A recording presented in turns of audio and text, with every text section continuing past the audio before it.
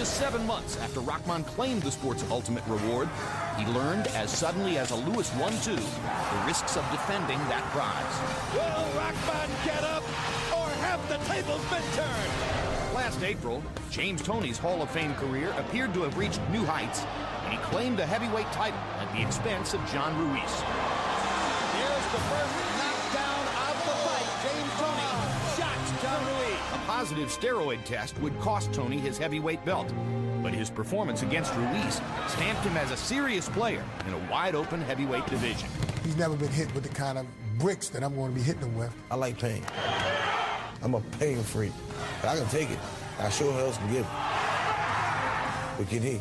This is the heavyweight division, so I'm going to show him how the big boys do it. Tonight, Hasim Rahman and James Toney get new opportunities at boxing's biggest prize.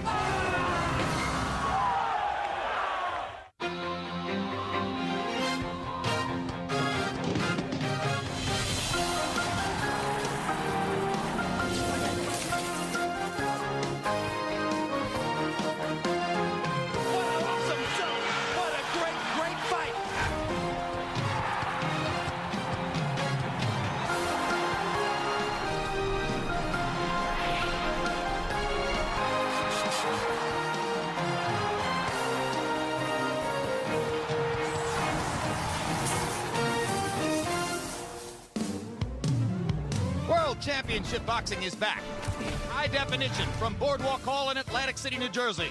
Tonight, we'll be bringing you a live heavyweight title fight.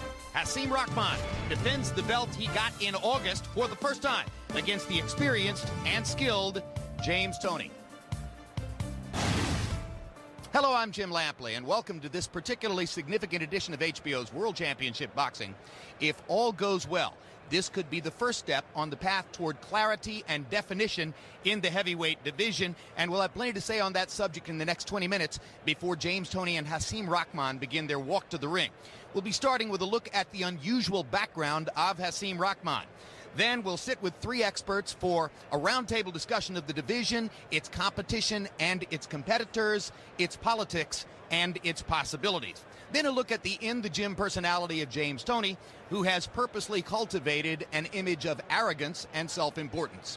But we're going to start with Hasim Rahman. In some ways, he presents exactly the genesis that you might expect from an American heavyweight contender. In other ways, exactly the opposite.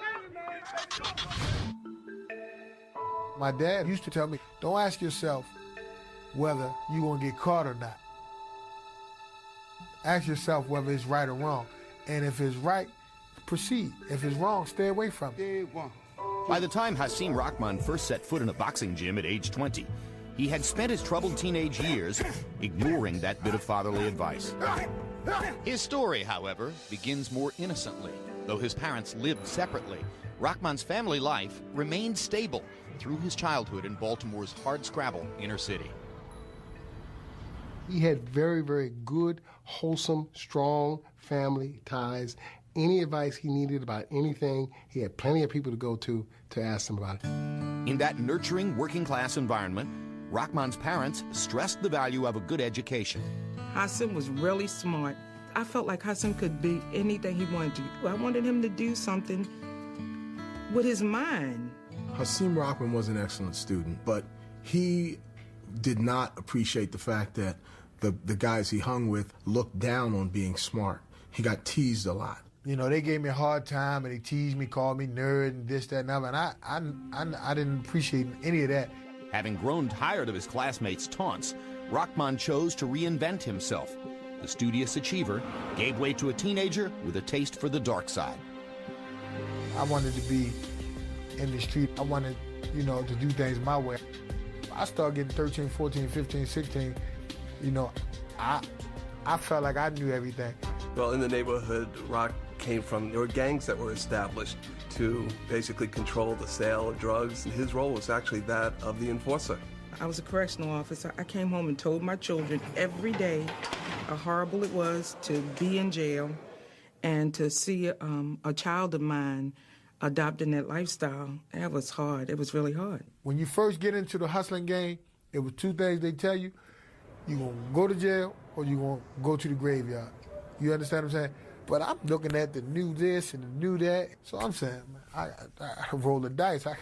I mean, you know, everybody don't go to the jail or go to the graveyard. As Rahman drifted further into street life, he found trouble at every turn. I'd been arrested, I've been shot. You know, people try to kill me. You wouldn't suggest anybody live that type of lifestyle. But once you in it, you know, you just got to go with the punches. His destructive behavior continued until a brush with death at age 19 sent a powerful message about where his life was headed. We were speeding, trying to get someplace we shouldn't have been. I think the car accident really kind of woke him up. I think, you know, God trying to tell me something. I mean, I lost my friend, and, you know, just really being out there ripping and running the streets, driving crazy, and we just got, you know, just got in an accident. The deadly crash killed his friend and left Rahman seriously injured. The truck flipped over, his face was pinned under the gas tank. And my face was just gone. It was just off. Really, they had to, like, put my face back together. But I heard him saying it ain't really look good for me. I'm hoping and praying all the way that he makes it. And I just told him, you know, you have to change your life. This has to be an eye-opener. And it was. You know, it was God's way of telling me, slow down. You're moving too fast. You're too young for this, to be moving this fast, you know, because I was everywhere and doing everything. That's what really changed my life.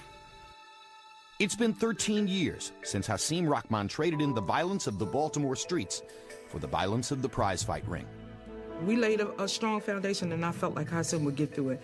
I felt like a lot of kids were out there, and they had a lot of excuses for why they were out there. I didn't feel like he had an excuse. There's no reason for him to be out there. 13 years since he finally heeded the advice his father had given him a long time ago. Hasim Rahman isn't just lucky to be fighting for a heavyweight title again tonight, he's lucky to be alive. We'll have an individual look at James Toney a little bit later on. Right now, let's turn our attention to a general look at the heavyweight division with three experts who join us here together, starting with HBO boxing analyst Larry Merchant. Next to Larry, ESPN.com columnist and one of the leading experts in the sport, Dan Rafael.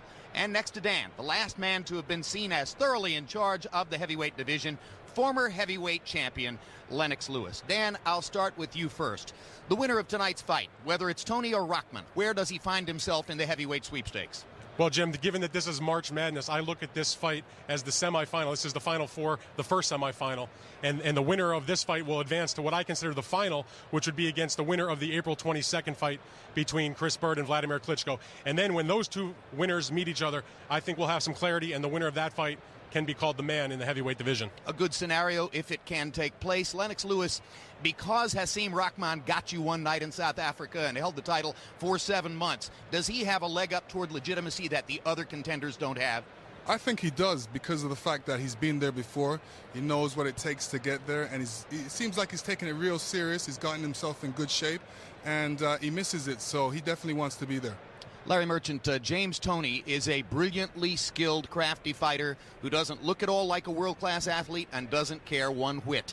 If he wins and becomes the man, is that a public relations disaster for the heavyweight division? Well, I suppose there are people who will say that proves how bad the heavyweight division is if this fat little guy can be the champion. But I think many more will connect to this adorable guy. He'll be a sort of poor man's George Foreman, who brings some excitement and dynamic quality to his fights. Let's take a look at Ring Magazine's rankings for the heavyweight division, and in at least one way, they mimic the rankings of Dan Rafael at ESPN.com. That is that both rankings list Chris Byrd number one, and the basis here is on accumulated ring accomplishment. What have you done in the ring so far? Byrd 1, Rahman 2, Toney 3, Lehman Brewster. Dan, are you and Ring Magazine both guilty of trading old news here, given how questionable Byrd has looked in his recent fights? Maybe a little bit, Jim, but the main thing with Chris is that he's number one sort of holding the position. He's sort of there based on attrition. Guys like Lennox retired. Guys like Vitaly Klitschko retired. And because he had accomplished more than the other guys in recent times, he had been a champion and held a title belt for longer than some of these other guys had.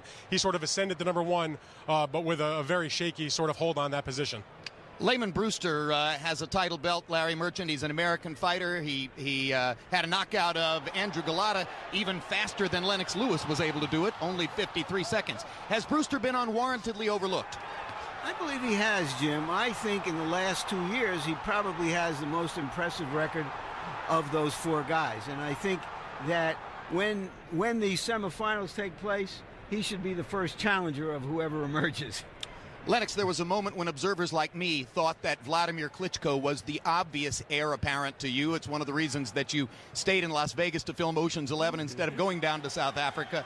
As you look at Vladimir, this is a guy who has been discredited by many because of his obviously questionable chin.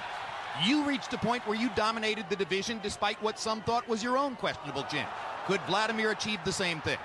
Well, I've always said that he's got great boxing talent.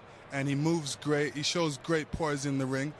He brings great drama to boxing as well because, you know, he'll outbox you, and then there's always that moment where you think he's going to get knocked out, and you're waiting until the very last second. So, you know, he's very interesting, and I think he's going to go a long way due to his boxing. I think these couple knockdowns were a setback for him, but you know, I see him for the future as well. 6'7" Eastern European with a lot of advantages, Danny. But of course, now there's a guy who has a title belt who is a 7-foot Russian who weighs 323 pounds. How much do we know about Sergey Valuev? Is he any good?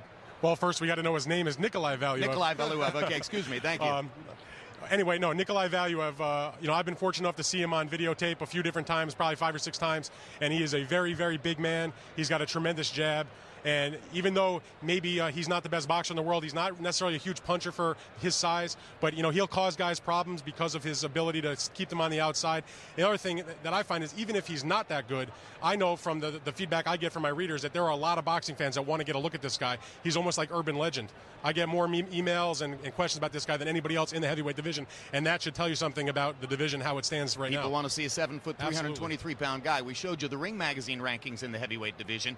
Recently, one boxing writer conducted an independent poll of ring experts in which he took the top 10 heavyweights as he saw them and matched them against each other in what amounted to a theoretical round robin. 20 boxing experts picked James Toney as the man who would win the most fights in that format. Vladimir Klitschko as the man who would win the second most fights. Of course, that kind of a poll, Larry Merchant, presumes that the fights could take place without political problems. What is the single biggest political problem that could forestall a cogent resolution of the division?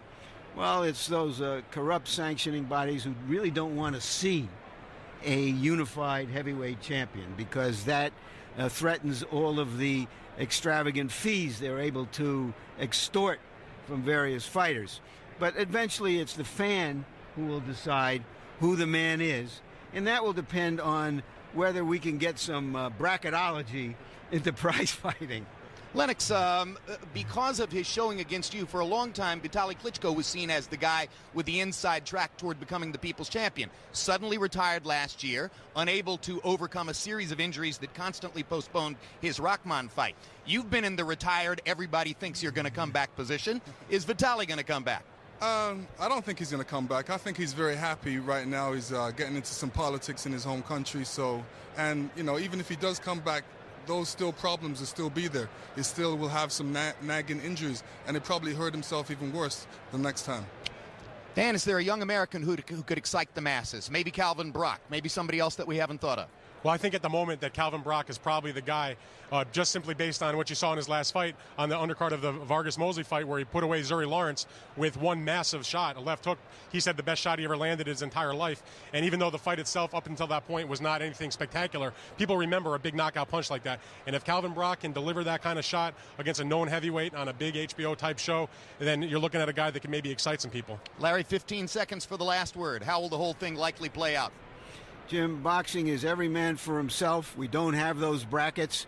And whatever happens here tonight, the winner is supposedly to fight Maskaev. And whatever happens when Bird and Vladimir fight in Germany next month, they'll fight the fights that are best for them. Somebody would like to see I'm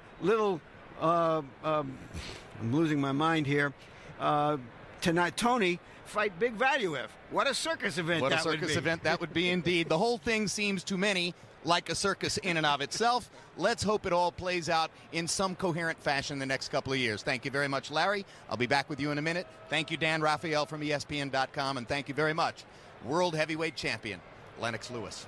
All right, we showed you an individual look at Hasim Rahman earlier. Let's turn our attention now to the man who once won a middleweight world championship at a neat and petite 160 pounds and weighed in for this fight at a whopping 237. Larry Merchant tells us James Toney's Buddha belly is by no means the only element of his persona that is larger than life. The Wild Card Boxing Club in Hollywood. Home away from home for pros and cons, champs and chumps.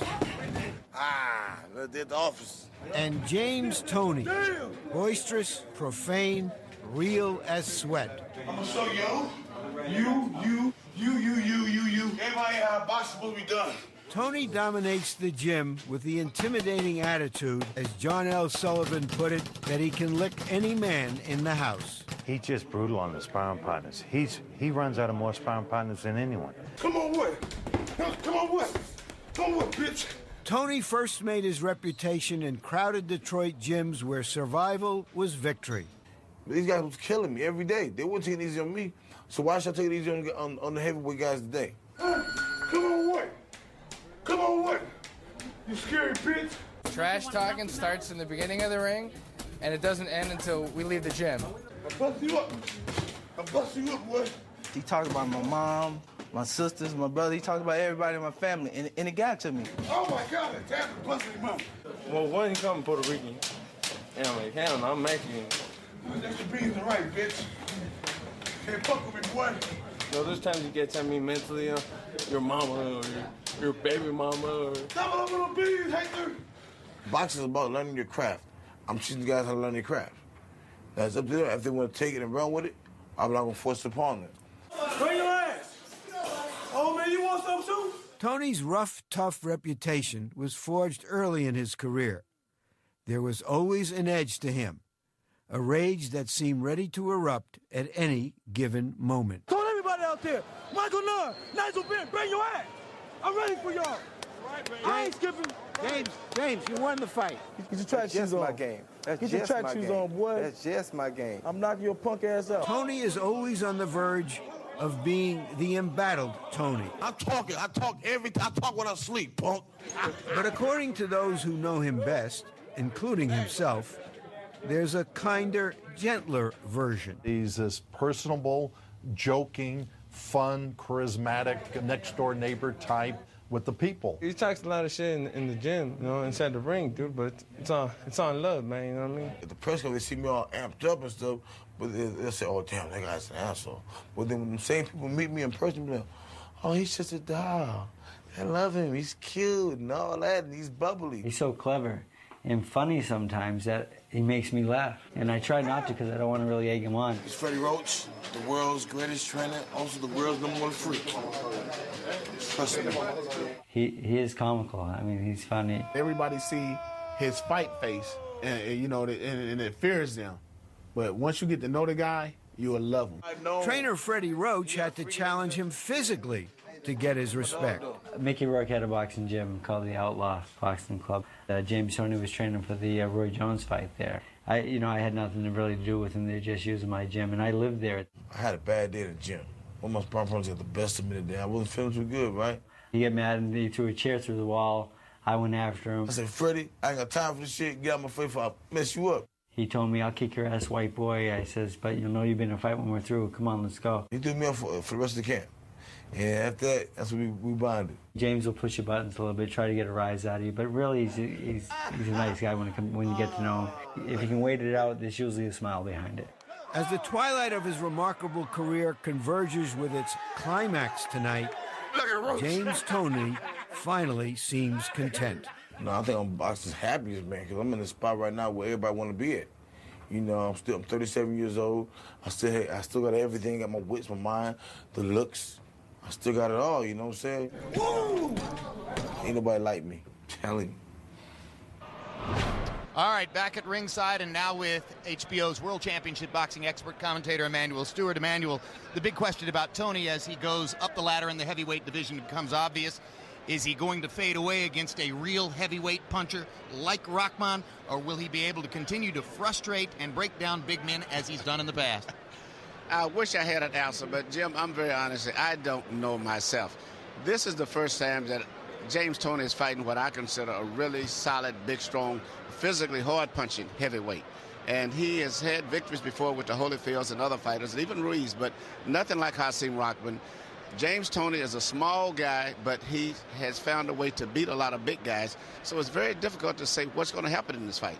All right, and Larry Merchant, as Emmanuel Stewart points out, Hasim Rahman punches like a heavyweight, looks the way a heavyweight is supposed to look.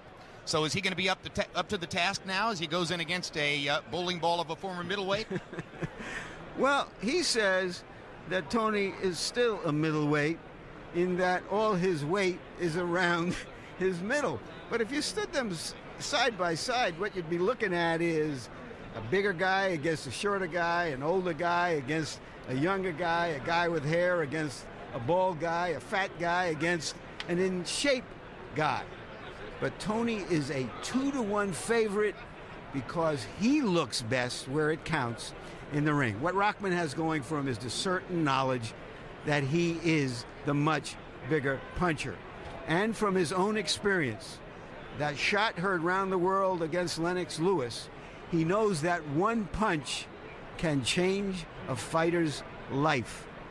And what we want to find out tonight is he a two-punch wonder?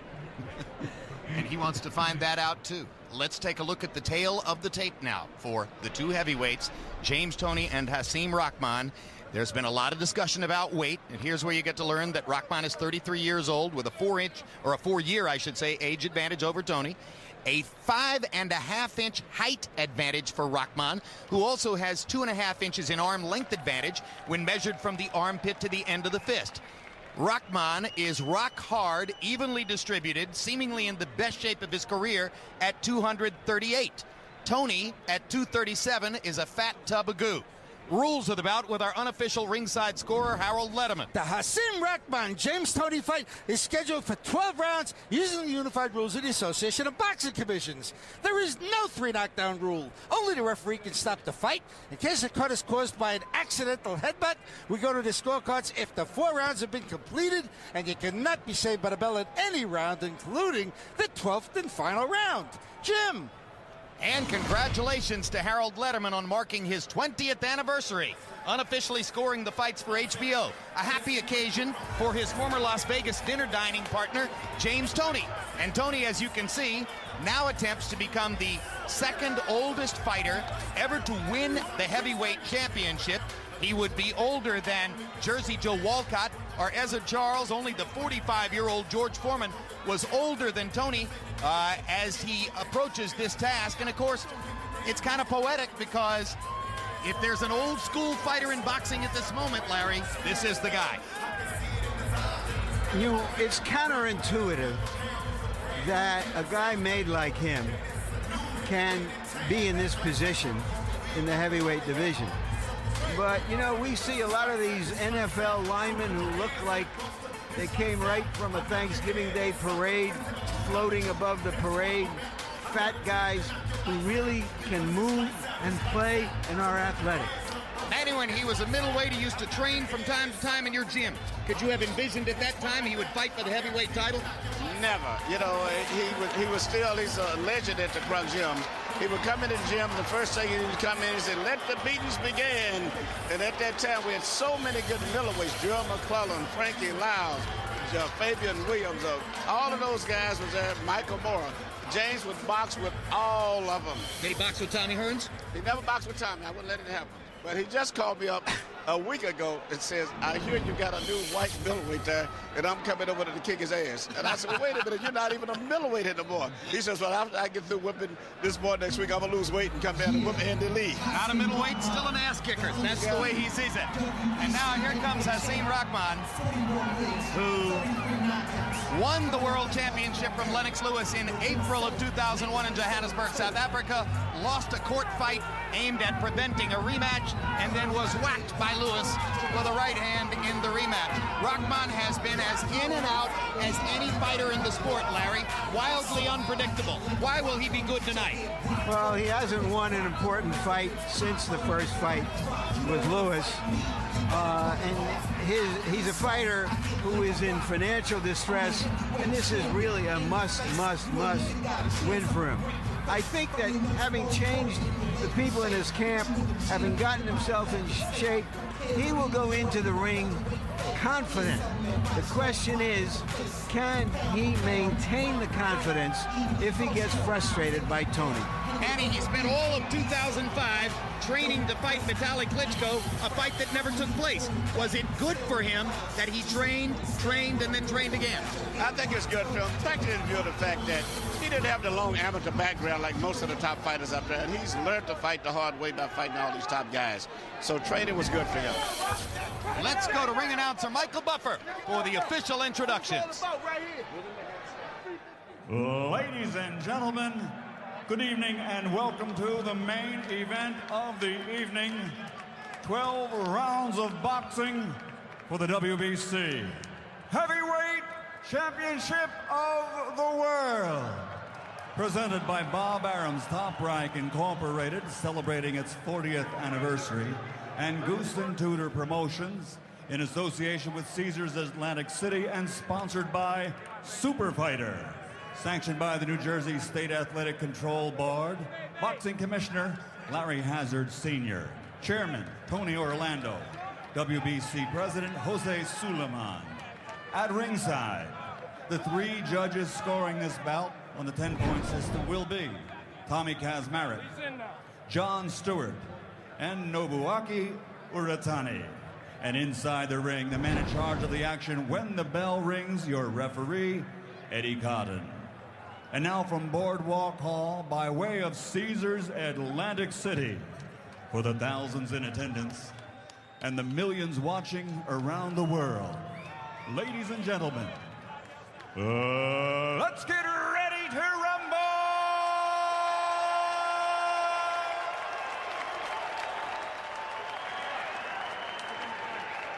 In the blue corner, wearing dark blue trimmed with silver, official weight 237 pounds, professional record 69 victories, including 43 knockouts, with 4 defeats, 2 bouts even, and 1 no contest. From Detroit, Michigan, the challenger, former middleweight world champion, former super middleweight world champion, former cruiserweight champion of the world, James Lights Out Toney.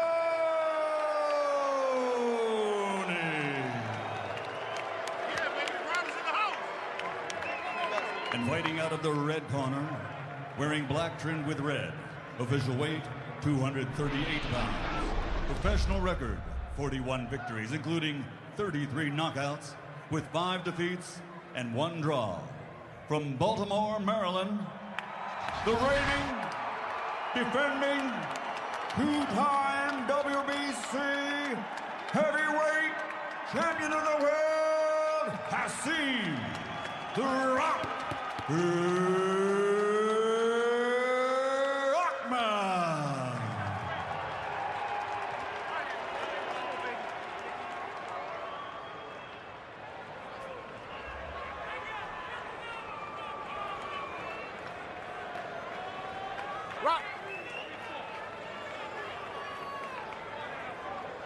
All right, boxers, you both received my instructions in the dressing room.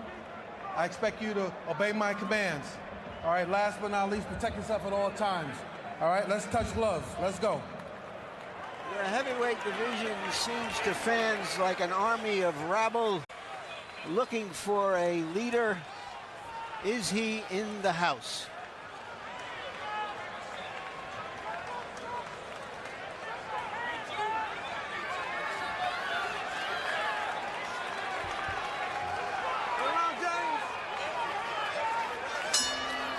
Hasim Rahman has never looked physically better as he goes to the center of the ring.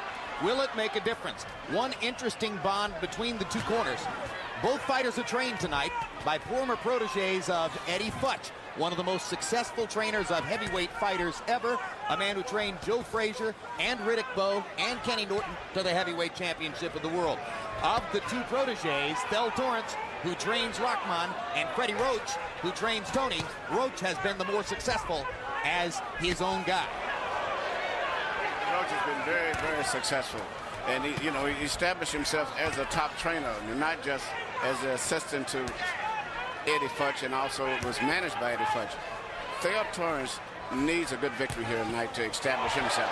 And Rahman seems to rock Toney with a right hand over the top. Hasim Rahman told us yesterday he would jab to the body, he would hit whatever he could find on Toney, he would keep hitting every space he could find until the middle rounds when he thinks he might be able to get to Toney's head. So far in the first round, Rock has shown that he's planning to do exactly what he said he would do. Toney now crashing his own punches to the body. James is by nature a counterpuncher. He'll look for Rahman to lead and then respond in kind. It seems as if the extra weight that James has has really slowed him down a lot. Even though he hasn't been hit too much except for that one right hand, his movements are very, very slow right now. And Rahman is able to land his jab, pumping it into Toney's face there twice in a row. The night that Rahman beat Lewis, he got Lennox fatigued in the early rounds by working his jab and making Lennox defend it. It's interesting that James predicted he would knock out Rahman, and it's interesting because he hasn't knocked out any quality big guys too much, but he's predicting a knockout in this fight. There was a good left hook inside by Rahman there that landed flush on Toney's chin. Sometimes I think James says things like that, Emmanuel, to try to make the other fighter come at him more aggressively and set up counterpunching opportunities. But I think also when he talks a lot like that, he really is like conditioning himself. You say something enough and hear it enough, pretty soon you start believing it. And Rahman twice lands his jab there and pops Toney's head backward with it. Rahman getting in body shots on the inside, as does James Toney. If there's an edge in the first round, it would seem to belong to Rahman, who has been very effective with his left hand.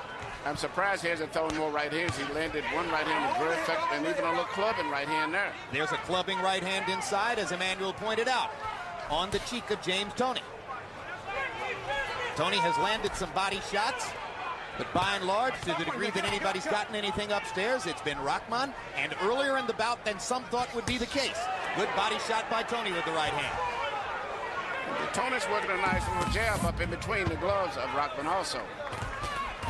Landed a jab in there again. And Rahman getting in one more right hand. It didn't land flush, but he got a partial land out of it as the round came to a close. Relax, man. Okay, relax. The Vaseline on it. Okay. Let me do a breath. Okay, Rock. I want you to start going to the body. Put that, look here. Keep putting that jab behind the face. Keep jabbing the head and jab to the body. Jab the head, jab, and put that right hand right on that shoulder. And then put it under the heart. For me, okay? All right? Now, don't let him get that jab off. You see that jab come, pick that jab off and counter yours, okay? All right, you're quicker than he is, okay, son? All right, yeah, boy. Very impressive. Nice, that's good body work. Behind the jab, good body work. Good job. Most interesting number from CompuBox in round one. Hasim Rahman threw 35 jabs. That's a bunch. Landed 13. On the basis of that effectiveness, perhaps he had the edge in the round. I think the most important indication in that fight, guys, is that Rahman has not gone right hand crazy. He's not trying to knock him out with one big punch. He's going after the body like he is here. Just hit him wherever you can, because fighters who are as clever as Toney are very hard to hit with big punches. Toney walked into a jab as he was coming in. Rahman continuing just to try to get leather on Toney wherever he can. Toney with a right hand to the body. Rahman landing a little left hook upstairs. Chopping right hand again. Inside by Rahman. Much more active in the early going than Toney might have expected him to be. And Rahman lands another right cross across the top. Toney lashing back with body shots of his own. Toney seeming to focus at least as much on the body as does Rahman at this point early in the fight. And again, Hasim Rahman double pumping and landing his jab. His jab is working very good. He's being very physical right now with James, but I think it's very smart. When he gets in close, he's got to push his left hand on the side of James's head instead of just pulling it back. But doing a lot of nice things, very physical. Good pot shot right hand over the top by Toney. Rahman took it very well.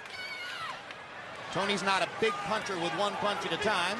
When he hurts people, it's via the accumulation of punishment, as was the case when he wore down Vasily Girov in the cruiserweight division. Girov had Thel Torrance in his corner. Torrance is, of course, in Rahman's corner tonight.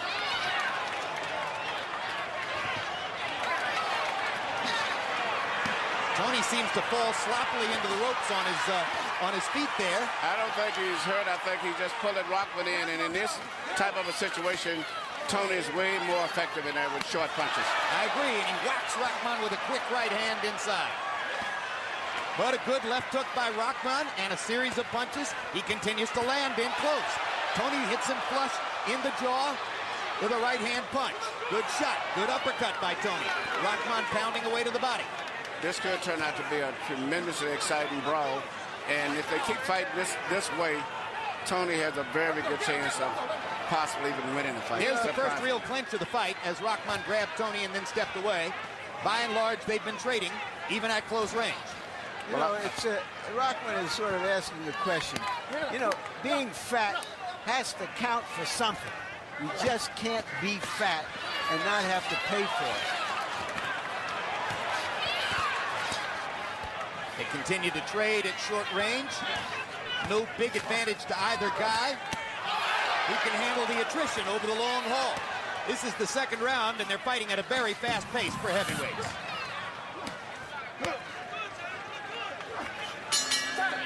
One more jab for Rahman to punctuate the round. A really good start to the fight.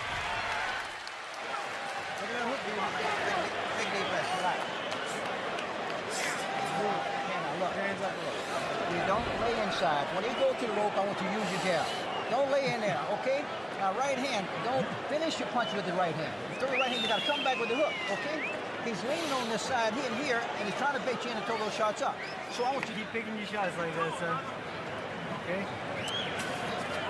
Now, I want you to roll with that right hand for me, okay? Use the big right hand, you roll with that shot, you come back and you counter shot, okay? Here you see Toney land the right hand, but still, I think with all of the extra weight that he's got, that just made him lose his balance.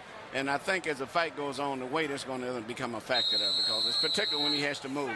He doesn't move too well. As long as you're fighting in close where he doesn't have to move, he can be very cute with those little short punches.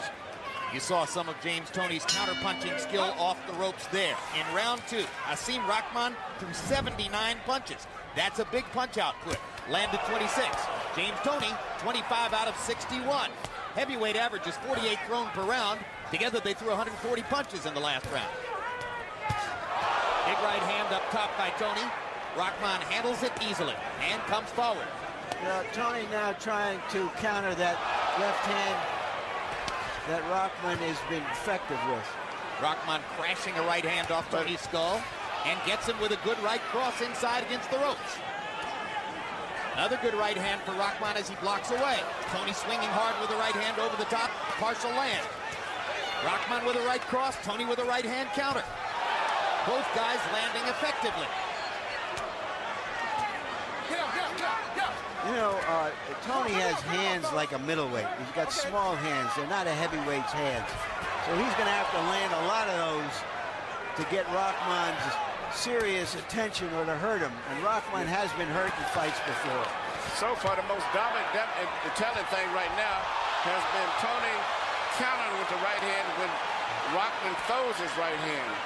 James rolls his shoulder and comes back with a little short right hand that's been effective, but the weight and the size of Rahman is beginning to take his toll. Because the fighter who moves when he gets hit is Toney. You saw him careen into the ropes a couple of minutes ago. By and large, Toney lands flush with his punches, but Rahman keeps walking through them. Rahman is able to knock Toney back when he lands. It's something that Larry said earlier. It's very true. I mean, you can't have all of that weight and then not show up and have some type of a price you pay for it. And I think that's a very smart move that Rahman does when he pushes that left hand on the side of James Toney's neck. But the physical size of the hands is another big factor. James Toney has hands like that steel of a middleweight. Hasim Rahman is one of the biggest hands I've ever saw, and that's saying a lot to me, the hands I've wrapped of Lennox Lewis and the Klitschko's.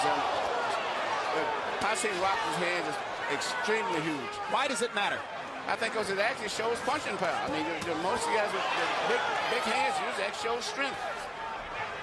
Lennox Lewis and George Foreman certainly had big hands. Rahman, I believe, has bigger hands than either of those two guys. He does, and James is Tony pops him with a left hand as he backs away. James Toney's counter-punching skills still there. They're still there, but I think the physical side of this man being a real true heavyweight, it's going to be very difficult for James to hurt him effectively. Larry, are you surprised that the odds did not drop significantly after Toney weighed in at 237? I'm not, because I just think that it's out there in the ether that this is who this guy is. The rounder he gets, the better he gets. He hasn't lost a fight in 9 years, fighting a guy who hasn't won an important fight in 5 years. That's what's important. Terrific round. They trade all the way through the third. Both guys making a lot of contact, and the crowd comes to its feet in appreciation of a heavyweight title fight. It's a very exciting fight. I just seem like Rahman has been able to take the blows better now. Beautiful. Take him to school.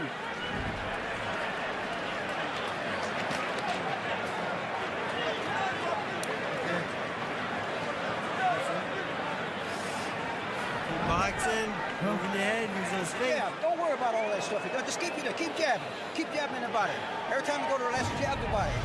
Well, what you can see right here, you see Toney landing the punches pretty much at will because he's very crafty, knows how to pick his shots better. Just to me, they don't seem to have the effect, though, that they should have, especially when they're landing with full force and cleanly. Yeah, but they're very graphic punches, and even the blindest of judges will see his punches land so effectively. Particularly when he lands more than half the punches he throws in a round, as he did there, landing 31 out of 57. Rahman, who was in shape to throw 79 punches in the preceding round, threw 84 in that round. Extremely busy. Harold Letterman, how do you have it through 3? I'm the blind judge, Larry. 2 rounds to 1. 29-28. James lights out Toney. I'm seeing that right hand over and over and over, landing on Rahman's jaw. I got to tell you something. If Hasim Rahman goes into those ropes and chases James Toney, he's going to get killed. James Toney's just too crafty and lands that right hand too often. 2-1, Toney.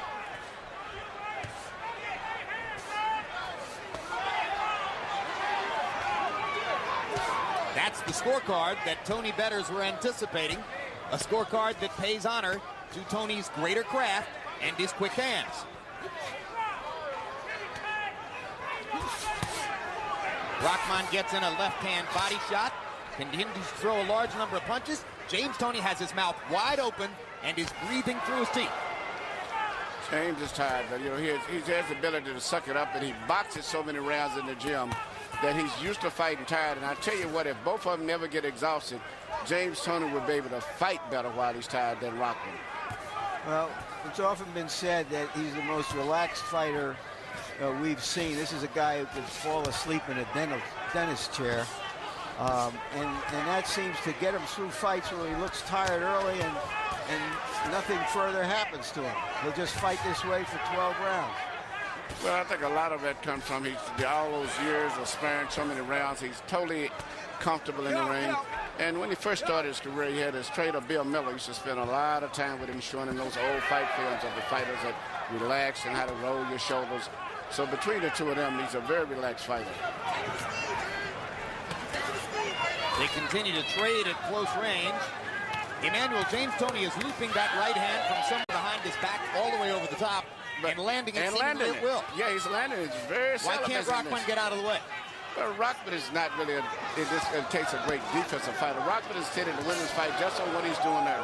Just physically being a bigger man, and that's it. By pushing that left hand over his face and just mauling him. I think that's the plan, to keep going to the body, breaking him down, and hope that in the last third of the fight that he can hurt him. Toney's punch output seems to have dropped a little bit in this round, as through part of the round he seemed to be trying to get a bit of a breather. Now Toney starts to throw punches again in the last 30 seconds of the round, perhaps trying to steal it. Rahman has been consistent throughout the round, landing his jab and sometimes punches inside, not landing anything really big.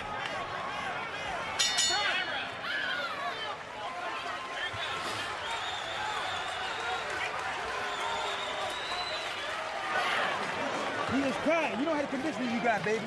It's all in there. It's all in there. Okay.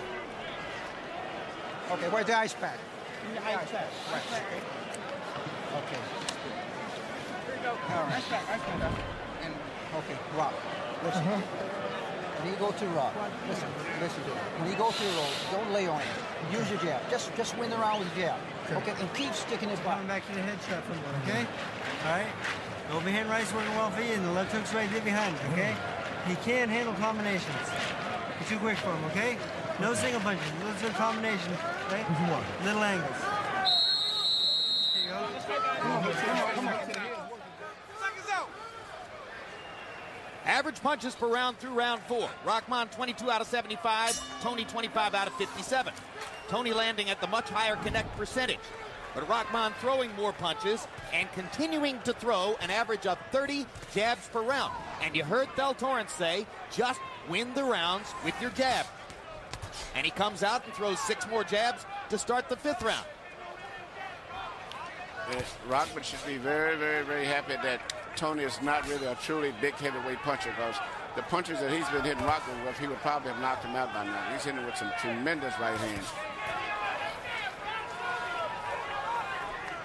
If Thel Torrence has the right game plan, Rahman is listening to him well and doing exactly what the trainer wants by and large. Toney looping that right hand again, but by and large landing it one time and then waiting for another punching opportunity.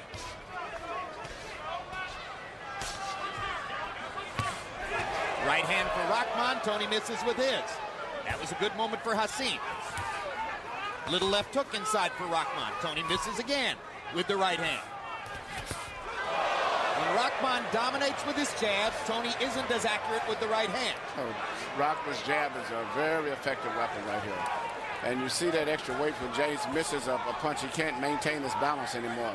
The weight is taking this big toll on him right now. And now you see how well Rahman is listening to Thel Torrence. Torrence told him, don't follow Toney when he goes to lay against the ropes. Rahman backed away and waited for a chance to fire the jab again.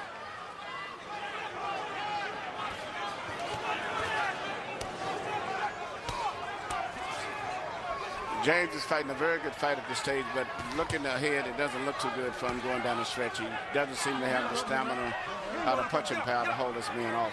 He looks as though he's run out of gas considerably already in the 5th round. Still accurate, still landing particularly with the right from time to time. But as you say, Emmanuel, his balance doesn't look good. He looks like a tired fighter. Well, that's when I notice whenever a fighter's shot or either his elbow out of shape or something, it's where they miss a punch. They can't maintain their balance good. Compared to when they're young, they can regroup and come right back with another punch.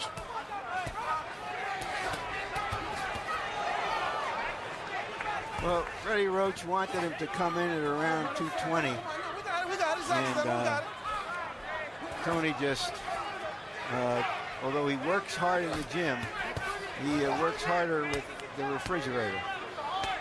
I still say that if Rahman would shoot a straight, hard right hand straight across the shoulders, James would be in bad shape. Even though he's rolled some of them, but if he starts shooting them fast with good power, James is going to get caught sooner or later with that shot. Rahman now blocking shots inside with his gloves. Toney has not been able to land with nearly the consistency in this round. And again, I think fatigue is setting in for James Toney and affecting his ability to counterpunch. You busting him up. Take him through right. Rahman's got a cut over his left eye. That could be from the series of right hands. All right, give me this one. All right, son, that's very good workout. Just keep working this guy. Get the head. Get the head right. Look, all you got to do is keep him on the jab. Close your eyes, close your eyes. You throw your right hand. You know, come back with a jab. But listen, keep hitting that cut man is his brother Yaya. The idea is keep the distance, keep behind the jab. That's all I want you to do. That's where the cut comes from. But Rahman has a lot of scar tissue over both of his eyes, too. So it seems like he's had quite a few cuts in his previous fights. Rahman had another big round jabbing in the 5th. He's averaging 100, or I should say he's averaging 33 jabs per round. He's thrown 165 of them already in the fight. Again, Bell Torrance said to Rahman a round to go. Just win all the rounds with your jab. That's the plan. Come on, pick him up. Tony comes back with a little bit more fire now to begin the 6th after having taken some of the 5th round off. Good, quick left hook inside by James Toney. Landed perfectly. But he's punching on a big, strong, solid super heavyweight, and his body strength is still not that much more of a cruiserweight, light heavyweight, and that's the difference.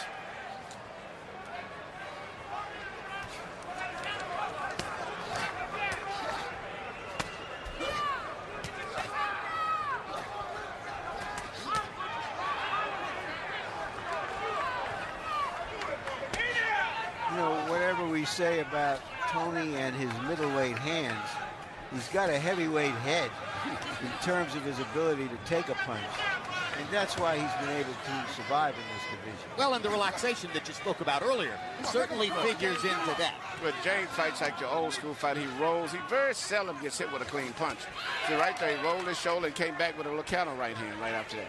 And you look at him, he's very few scars or bruises on his face because he's one of the best defensive fighters out there with those shoulder rolls that he does. The two guys that you see frequently use that shoulder roll to great effect, Toney and Bernard Hopkins. Two old school fighters who know how to roll with a punch and fire back. And fire right hand right back. They'll roll a right hand and come back with the right hand.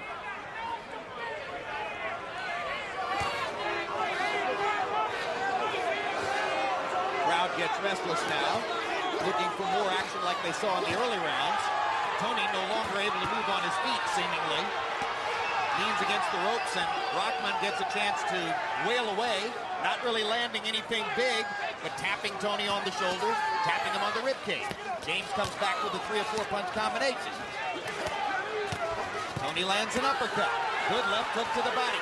Fast hands by Toney. Rahman throwing more and continuing to land. Toney will fight good right here because his legs are gone. He doesn't have the legs. So as long as he's in one spot, he's okay. Well, this is one of the reasons why Bell Torrance asked Rahman to back away when Toney lays against the ropes like that. He doesn't want Toney to get the advantage of supporting himself against the ropes. Absolutely.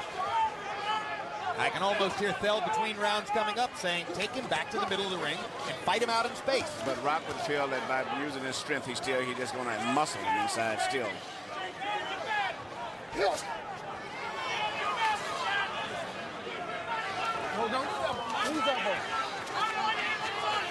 Now, is Rock flagrantly leaning on James here to try to wear him out? Yes, he is. Yes, he is. He feels very good about his conditioning right now.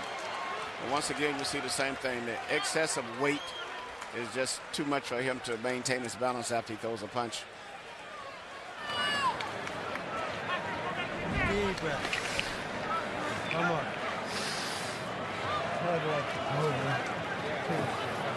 Very nice, okay? Now here. Every time you run the combinations, it's there for you. Okay? You got to keep running those trying to rest. So when you go to rope, just use your jab. Keep winning the fight with your jab, okay? Okay, what round is this? That was into the 6th, I think. Okay, all right, look. Right, it's an easy fight if you keep him on the end of the stick. He's just looking to fight you inside and be lazy. That's right. If you let him lay inside, he's going to rest and he's going to fight the spur. Condition show, baby. A live look at the Boardwalk in Atlantic City on a chilly March Madness night. Big crowd inside Boardwalk Hall for this first step toward possible coherency in the heavyweight division. Come on, don't use your elbow. Harold Letterman, how do you have it through 6? You know, Jim, Hasim Rahman has won 3 rounds in a row without doubt. 4, 5, and 6. He's doing all the fighting. James Toney really hasn't picked it up the way he did the early rounds. 58, 56, 4 rounds to 2, Rahman. But listen, let me say one thing about the cut. If the fight gets stopped because that cut gets made worse by legal blows, we go to the scorecards because we're beyond the 4th round. Eddie Cotton did confirm that the cut was seen by the New Jersey Commission as due to accidental butt. Now we go into the second half of the fight. Toney begins to land those quick counter shots again. 2 right hands in there. and a right hand uppercut. Rahman getting hit from various different angles. Rock still busy, busier than you expect for a 238-pound man. I think he's convinced that James Toney can't hurt him. That's a big advantage if it's true. Yes. You know, and we wondered going into the fight whether Rahman could maintain his confidence against a guy who's really difficult to fight, somebody unlike anybody he's fought before. And so far it seems that Rahman is very much in control of himself and still trying to follow the game plan. Yep, it's fighting a very disciplined fight, very confident too. It's a pretty simple plan, guys. Jab, jab, jab again, be bigger, be stronger, be in better shape. But I think still, if he, as good as it may seem, if he was with a real true heavyweight, hitting him the way he's been getting hit, he would have some problems, and I believe me.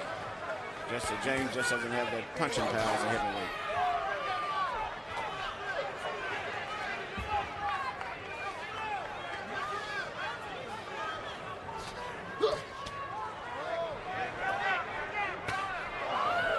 Stiff jab by Toney. James lands the more cleaner punches than that by far.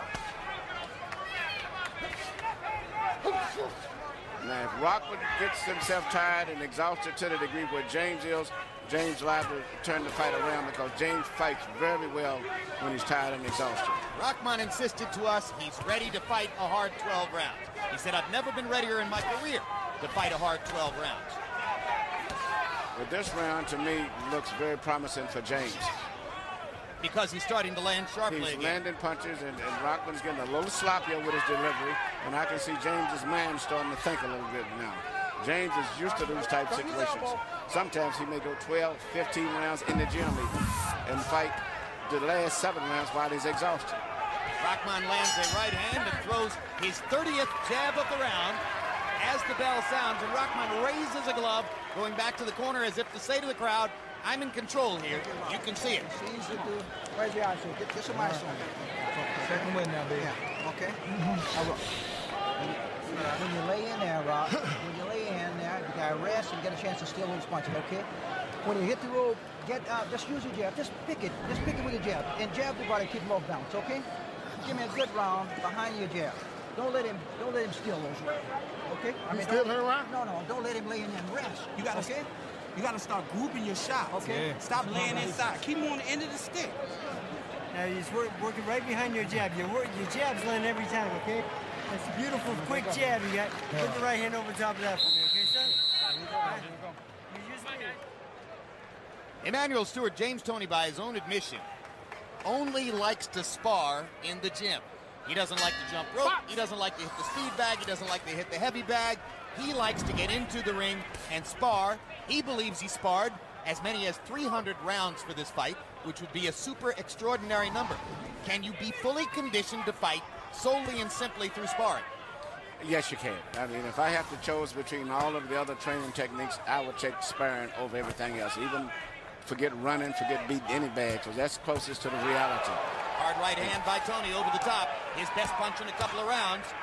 Rahman comes back with a right hand, chopping, but without a lot of power on it. Rock may, in fact, be tiring. So he tries to put together a little burst here. Toney's hand speed coming back, and he's landing with sharp impact again, as was the case in rounds 2 and 3.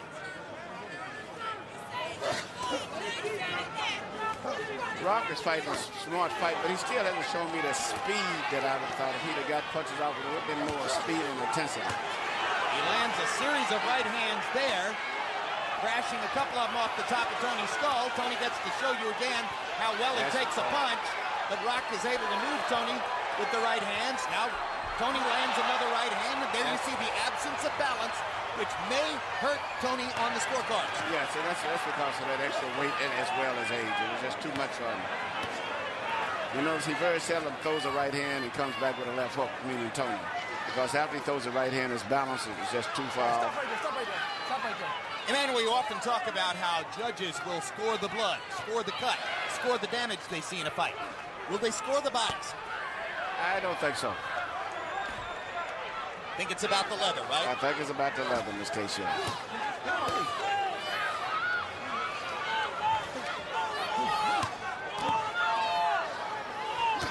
As each round goes by, there's less and less footwork, more and more grappling on the inside.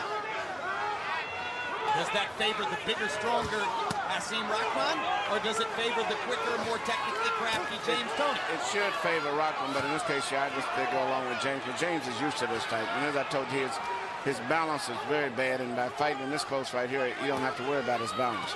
And he's very, very cagey inside with short punches. But I think Rahman has landed with more power in this round than in the 2 or 3 preceding rounds, although Toney gets him with a sharp comeback right hand there. Good counter uppercut by James Toney. Rahman lands some good punches, but I think the more cleaner blows still are landed by Toney. Just he don't have the power to hurt Rahman. Toney landed a flush left hook. Rahman kept on coming. Crowd is starting to chant Toney, Toney, Toney.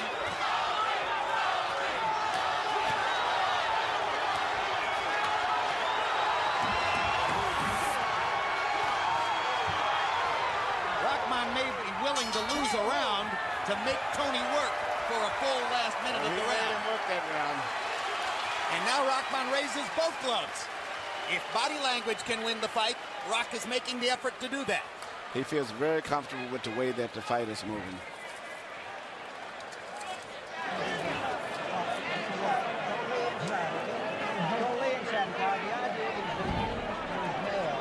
Okay? The guy's dead tired. Only time he gets a chance, he rests when you lay inside, okay? Okay? Now use your left jab, and I want you to listen. Don't finish your punch with the right hand. The only time you give him a shot. Every time you throw your right, you got to come back with your left hook, okay? Get on the other side with a double shot. All right? Put that overhand right and come back with the hook for me, okay, son? All right? He's hard, man. Deep breath. Second right. It's your heavyweight championship. Right here, you see James Toney throw his right hand, miss it, lost his balance, and therefore it looked maybe to some of the inexperienced people that he'd been hit by a hard right hand and knocked across the ring, but it was really just a case of his balance. A rare occurrence so far in that round. Rahman landed as many power shots as Toney did. Both of them landing 20, 21 power shots in the round.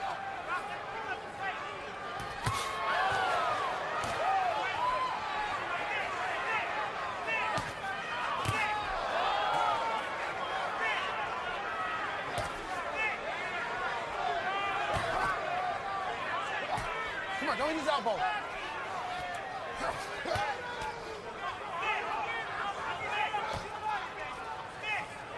Rahman should have the advantage boxing Toney in the center of the ring like this. But both fighters are now tired as they get to the 9th of a scheduled 12. There's a terrific straight right hand by Toney. Del Torrance keeps telling Rahman, don't finish with the right hand, come back with the left hook. He's trying to get Rock to stop that counter right hand to Toney. That's right, and the same thing now here Fredo Roach is telling James to come back with a left hook. Since he's been a heavyweight, Toney has tended to dominate the late rounds of his fights. Don't use your elbow. Come on, don't use your elbow. Come on, Rob, but Toney's in hibernation a little bit here now as he waits for another opportunity, and Rock continues to tap, tap, tap. Blood coming out of the mouth of Rahman. Rahman is playing right into James Toney's hands right now. By standing and fighting, letting James rest on the ropes, take his time, and even though Rock with his punching is more like Ali call it a washwoman type, nothing that effective. He just throwing punches, but nothing is really landing. He's wearing himself out, and James going to land those clean punches is going to catch the attention of the fans and the judges. Remember, Del Torrance wants Rahman to try to bring Toney back to the center of the ring so that James doesn't get to lean against the ropes like this. Good right hand inside by Rahman. Toney countered with a right of his own. They're fighting directly above us, and they're fighting as though in a phone booth. Toney looks down as if he wants to talk to me about it. James Toney, totally aware of everything around the ring.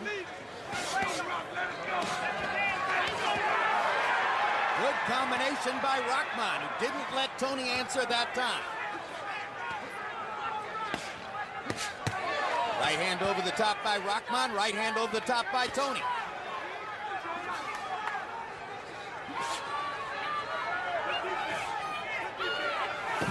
Well, you said Rahman was playing into Toney's hands, Emmanuel, but at the end of the day, Rock scored more on the ropes. He finished up with a good round. I thought that Toney would explode near the end of the round, but he didn't. Good round for Rahman.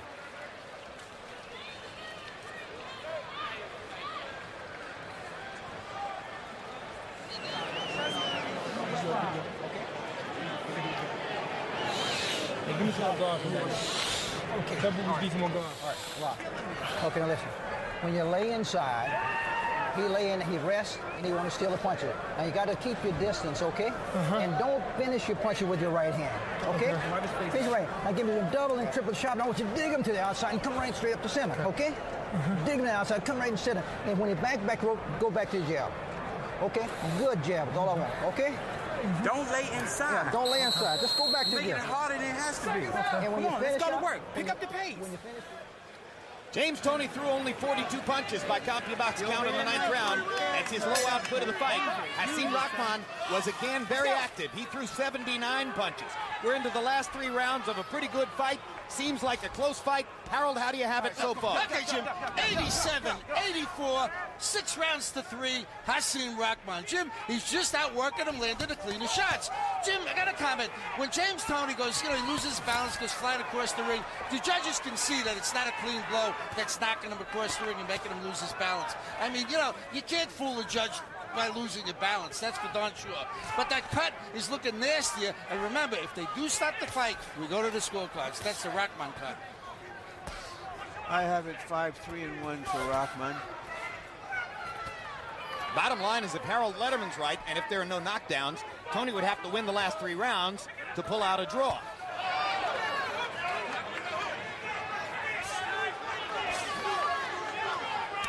Rahman clearly tiring, still able to pump the jab, although in the last round he dropped to 29, but still, if the mandate was to throw 30 jabs around, generally speaking, Rahman has fulfilled that. And he jabs again to the body as he comes inside. Come on. Come on, let's go.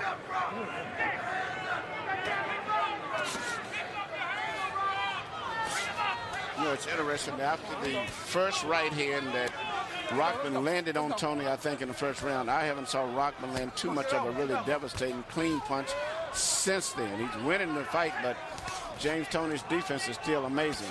The most punch he gets hit with is the jab. And outside from the jab, he's getting away from most of those power shots. Well, Hasim Rahman told us yesterday, he said, I have to jab. I have to focus on the jab. I have to build every round behind it. If he wins the fight, he will have won it with his jab. But on about the same token, James has landed probably about 15 or 20 clean, impressive blows during the course of the fight. The cut above Rahman's left eye is in a very bad position. They've done a good job in his corner. It has not compromised him so far. There's a straight left hand into the face of Hasim Rahman. And you can see how easily he walks through James Toney's punching power at this point.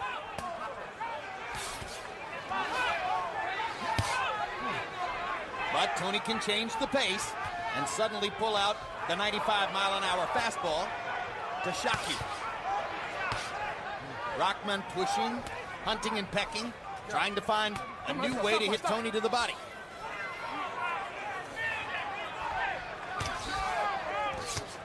Pretty close round 10. As usual, Rock has been busier. Rock is pushing the fight and actually doing what he's supposed to do. But if James just doesn't have the stamina to punch, but if every time that James wants to punch, he pretty much lays his blows. But Rahman finishes the round with a good left hook. And we'll go to the last 2 rounds of the fight with the judges holding the hammer for the moment.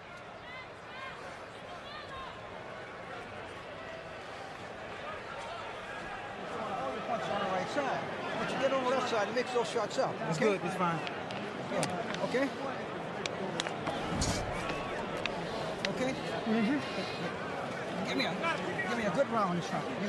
Okay? Rock, now, if you go back to your jab, 306 jabs in 10 rounds for Hasim Rahman. Manny, I said if he wins the fight, he wins it with the jab. Yes, the jab has been the most effective punch for him.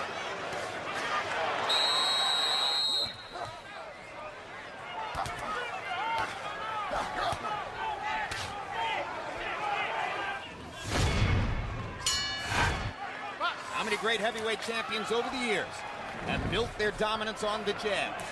Joe Louis, great jabber. Let's go, get out. Larry Holmes, Muhammad Ali, Sonny Liston, tremendous jab.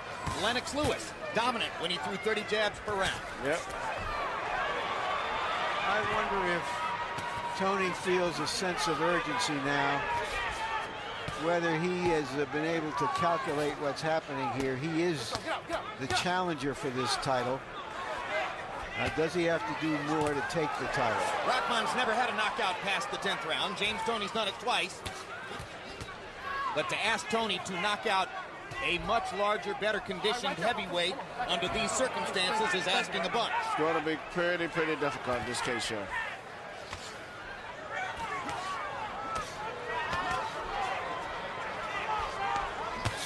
Hard right hand by Toney. His best punch in 2 or 3 rounds. Yeah, and they're trying to but James doesn't get hit with right hands, but he just doesn't have that power.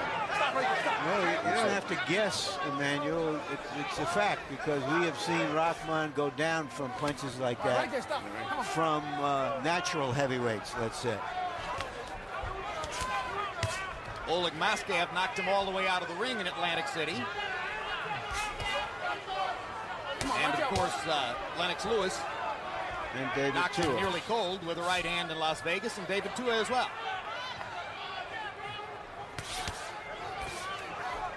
Corey Sanders knocked Rahman down. That was a wild slugfest that Rahman came back to win. Yep, very determined. Stop right there. Very determined performance by Rahman. But those were big heavyweight punches. Not the kind of puncher that James Toney is. Stop. More of a sharp, technical puncher.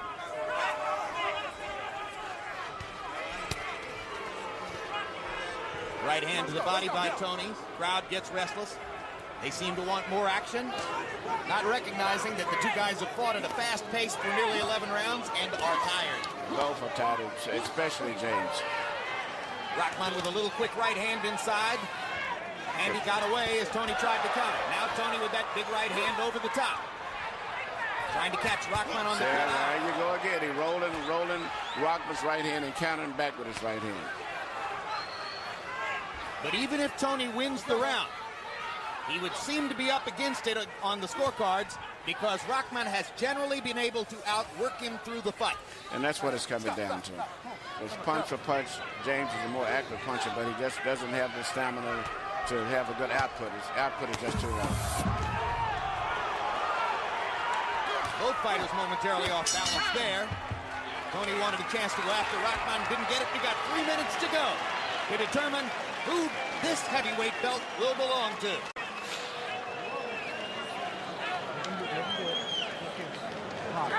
gotta win these rounds, okay? Gotta win. No, this ain't right. Yeah.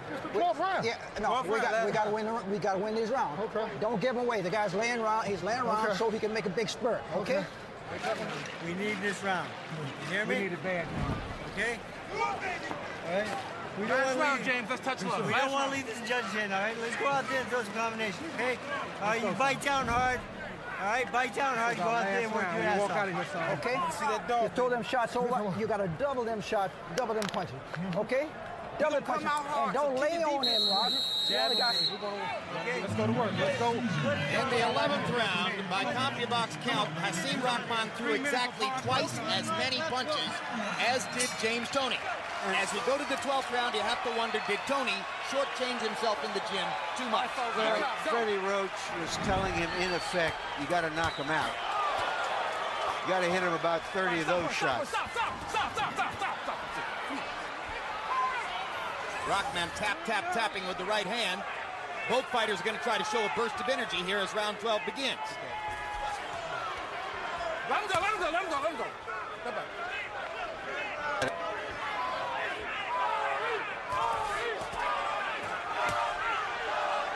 Quick left hook lands for Toney. And the jab as Rahman comes forward. Rahman has been an increasingly easy target as his foot movement has waned and his jab has begun to diminish, but still working, throwing more punches. He's definitely outworking James Toney.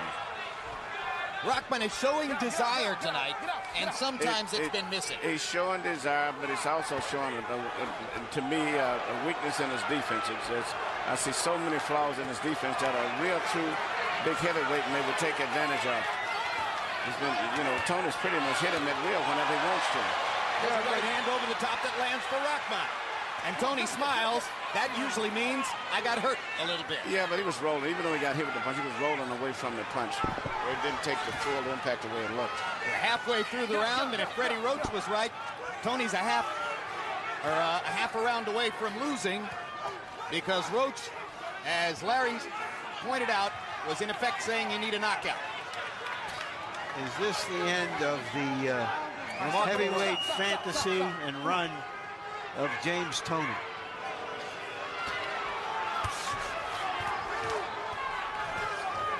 Go. Go.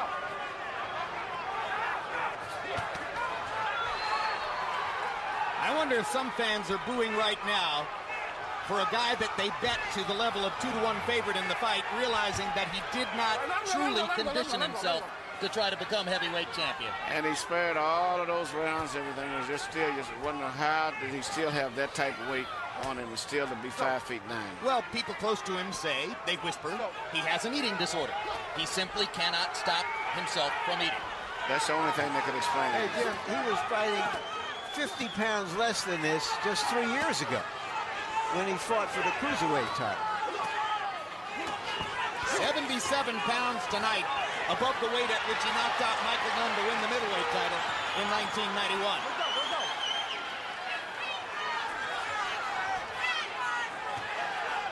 But of course, the judges hold the cards here. It's not out of the question that Toney has won it with his sharper, better connects. At the end of the day, Rahman is the one who has looked more the winner. Rahman has been able to work harder and throw more punches. Both fighters raise gloves. Rock raises his higher. James still fought a very, very determined fight.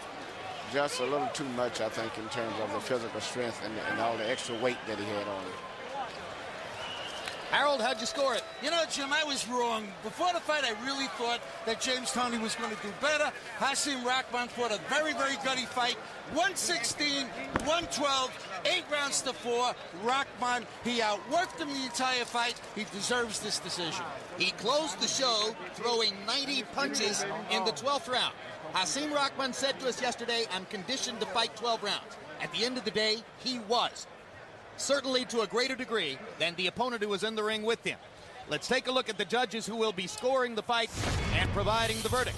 Tommy Kaczmarek, veteran New Jersey judge, notable fight, had James Toney a 15-13 winner over Mike McCallum in their first fight. But that was for McCallum, not for Toney. John Stewart, notable fight, Juan Manuel Marquez, 115-110 for Pacquiao in that noteworthy draw. Marquez against Pacquiao. Stewart was favoring the aggressor there. If he favored the aggressor here, that would be Rahman.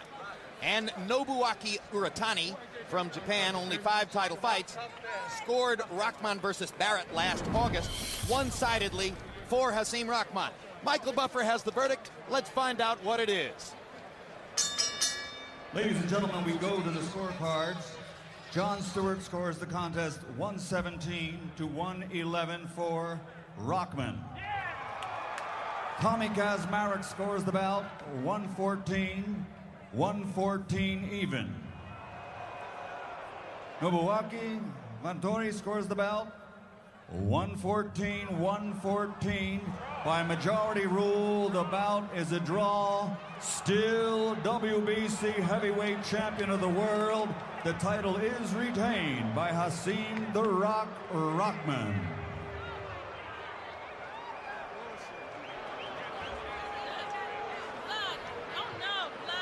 So the verdict is no verdict. They fight 12 rounds in Atlantic City in an attempt to clear up a part of the heavyweight championship picture, and it is no clearer. Hasim Rahman, who got hold of a belt after the retirement of Vitaly Klitschko by winning one amounted to a pass-through against his friend Monty Barrett, again gets to keep the belt. James Toney, who won a belt against John Ruiz and then lost it after having been stripped because of steroid use, again has an argument to make about his own claim to a belt. Curiouser and curiouser. Final punch stat numbers: Rahman landing 16 more, throwing 300 more punches in the fight. Toney landing at a higher connect percentage. Two of the judges saw it even. Larry Merchant is in the ring right now. All right, thank you, Jim. Let me talk first to Hasim Rahman. Talk to James first. I like to do what he do in the ring. He like to count in the ring. I like to count outside the ring. You want to counter him, but we want to hear your view. Did you think you had won the fight? Oh, yeah, I thought I won the fight. I think I was winning the fight before the last round. I thought I won the last round. But James Toney, a tough fighter. I know if we fight again, he's going to come in much better shape. I can tell by the way he's fought in the past. I don't have nothing but respect for James Toney. But James like to start this stuff, man. I tell him, man, we can both talk trash. So I can talk it without, using profanity and attacking him personally. I'm saying we the best that ever did it on the trash talking. So I'm saying, enough respect. He's going straight to the Hall of Fame. I'm trying to get him and then try to get myself somewhere along the great. But he already a boxing great. I don't have nothing but respect for James Toney. So you look across the ring, you see James Toney, you see what he looks like. Do you think you can lose the fight to him? No, I think I can beat James Toney. I think I can beat James Toney. Then now, I see, James gonna make a lot of adjustments. It's easy once you've been in there with somebody to make adjustments. He feel a little bit of my power, I feel a little bit of his power. I think we both gonna come in better for the next fight.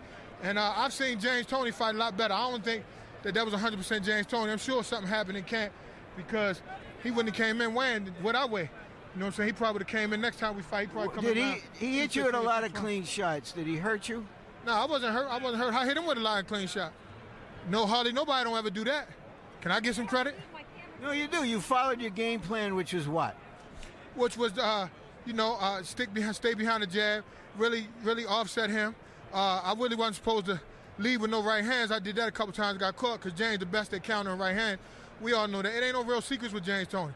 The only secret is how much he gonna eat getting ready for camp. If he come in heavy, he give me a better shot. If he come in, round 215, 210, 220, then the work gonna be a little harder. Thank you very much, and congratulations for retaining your title, Rock. James? Yo, what's up, baby? You were told by Freddie Roach going into the 12th round, in effect, you better hurt him and maybe stop him. He thought you were behind. How did you see the fight? I saw myself winning by 2 or 3 points, but hey, that's the end of the game, I come back and be stronger. I thought I won the fight, but hey, that's where it goes. Everybody, Billy Blanks, everybody, thank you for letting me play. Uncle Boo Boo, Margaret, my mom, I love you. Did you have any problem in training that deterred you from losing more weight? Everything, my training camp was good. Everything was, you have to make it feel. Did you make a mistake by not coming in lighter? I ain't made no mistake at all. I never made a mistake. Guy, he came in he came in for James Toney. Did he fight James Toney, one of the best fighters. He came in up to par. That's the bottom line. Did he fight a more disciplined fight and a better fight than you thought he could? Yeah, he was kind of scared. He's scared to come in like he do everybody else. I knew that was going to happen. They all say one thing, but what the hell can a man do that 69 other men couldn't do? Ain't nobody knocking James Toney out. Nobody. But the man upstairs. Thank you very much, James. Yeah, for sure. All right. HBO, baby. All right. Let me just have a couple of words here. Well, it looks like that obesity plague that we have in the country, they tell us, will not have a champion. Question I posed before the fight was, the heavyweight division is an army of rabble looking for a leader. Was the leader in the house tonight? I'm afraid I have to say I didn't see him. Rock Newman is still a young man, and he's still be a force, and he'll be part of the process that we're having of finding the one and true champion, Hasim Rahman, somebody that will lead the parade, somebody people will turn out for and say, there's the heavyweight champion of the world. Didn't get him tonight. Jim?